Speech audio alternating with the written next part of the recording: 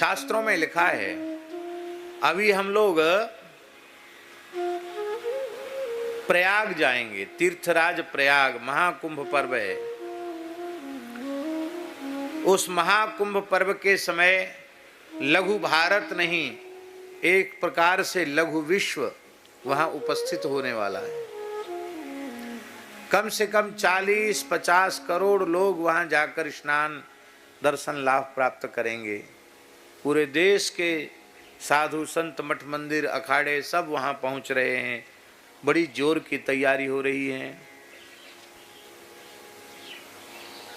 और बहुत से लोग तो कुंभ पर्व पर स्नान करने जाते हैं ना, तो सोचते हैं कि जैसे संक्रांति का स्नान है तो संक्रांति के एक दिन पहले पहुंच जाएंगे, फिर पहुंच जाएंगे। अब वहाँ भीड़ ज़्यादा हो गई तो भीड़ का वो है ना, कैपेसिटी कितनी है, सामर्थ्य कितनी है हटने की। तो हमारे सामने ऐसी घटनाएं भी घटी हैं कि ज़्यादा भीड़ हो गई तो जो लोग स्टेशन में पहुंच गए जंक्शन पर, उनको पुलिस ने वहीं घेर लिया। वहीं जंक्शन पर ही कहा यहीं खाओ पियो, यहीं रहो।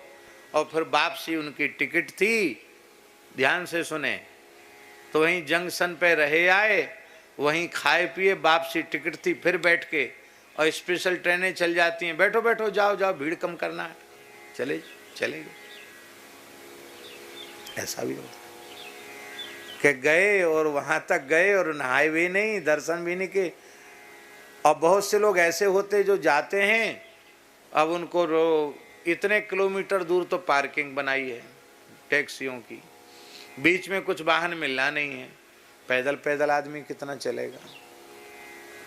अरे भैया हम तो कहीं नहीं जाएंगे, हो गया हमारा कुंभ।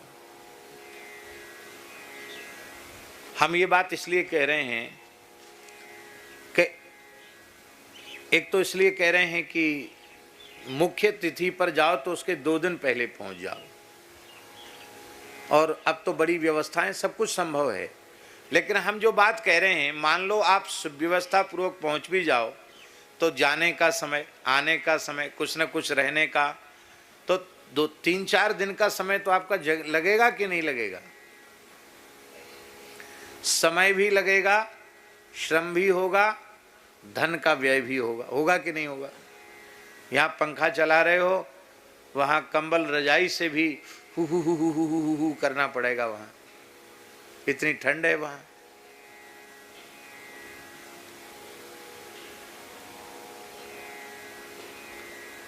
इतना सब कष्ट सहोगे और त्रिवेणी में स्नान करोगे तब पुण्य प्राप्त होगा।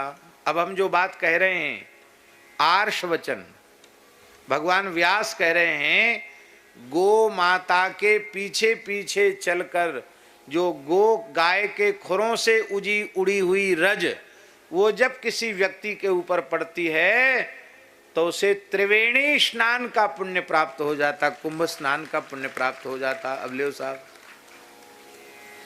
12 साल में एक बार कुंभ आएगा और गैया चराओ, गैया के खुर की रज ऊपर पड़ जाए तो कुंभ स्नान हो गया, तीर्थराज प्रयाग का स्नान हो गया। 2 पैसा भी खर्च नहीं हुए। इतनी महिमा है गौ सेवा की।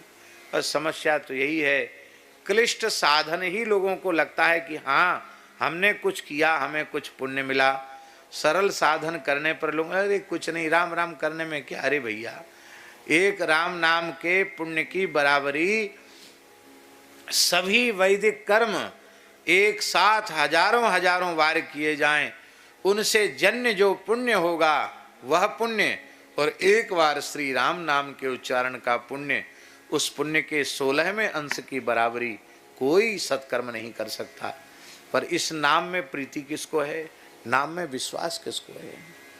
माई मेरे श्याम लगो